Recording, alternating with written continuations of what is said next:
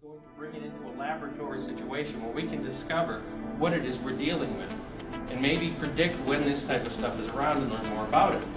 Okay?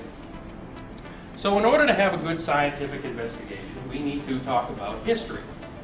Anybody tell me why it's good we should have history? Why do we even care about the history of this stuff? Anyone? No? Any spirits here want to talk? Well, all right. The history of it. Say, for example, I was a scientist, and my job was to study the effects of ultraviolet light on fruit. Okay? I sit in a room 8 hours a day for the past 20 years. I'm the foremost expert on studying the effects of ultraviolet light on fruit. I got fruit trees, I got bowls of fruit, I got all this different kind of fruit in this room, and I know everything there is about it. Okay? And now you come along, you're going to take over for me because I'm sick of looking at fruit after 20 years. I want to get the heck out of it. Right? So you come into the room, you don't have done this kind of research before, and I'm going to leave it with you.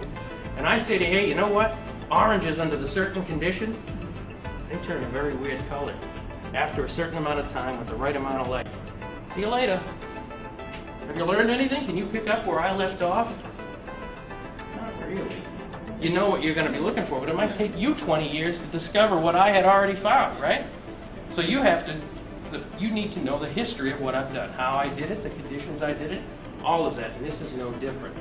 A lot of people go out and they take pictures from paranormal events, they take video, they take audio.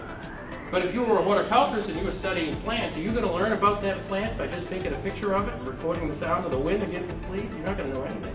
You're not going to know what kind of light it needs. You're not going to know what kind of fertilizer works for the plant. You're not going to know anything. So we need to get into the history of it.